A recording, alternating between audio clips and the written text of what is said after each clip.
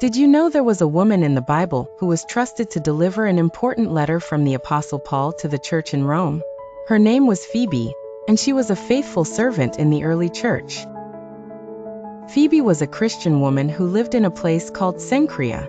She was a servant in the church and helped many people, including the Apostle Paul. The Bible calls Phoebe a servant of the church. This means she worked in the church, helped people, and served God by serving others. Paul wrote that Phoebe had been a helper of many people, including himself. This tells us that Phoebe was known for helping others and caring for people. Phoebe was trusted to carry Paul's letter to the Romans. In those days, delivering a letter was a very important job because the person delivering the letter often had to explain the message. This means Paul trusted Phoebe. She was responsible, faithful, and trustworthy. Phoebe teaches us that when we help people, we are also serving God.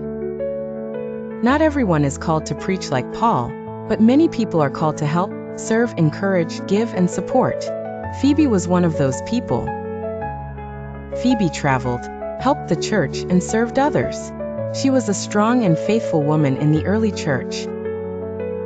Phoebe's story teaches us that God uses people who are willing to serve and help others. Even though Phoebe may not be as famous as Paul or Peter, she was very important to the church because she helped the work continue. The first lesson we learn from Phoebe is that serving others is serving God. The second lesson we learn is that God can use you to help more people than you realize. The third lesson we learn is that being faithful and trustworthy is very important. Phoebe is mentioned in Romans chapter 16, verses 1 and 2. You can show on screen.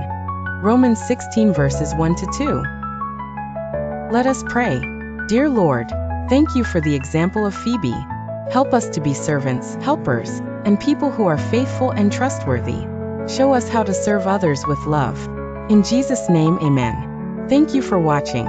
Subscribe for the next woman in the Bible story.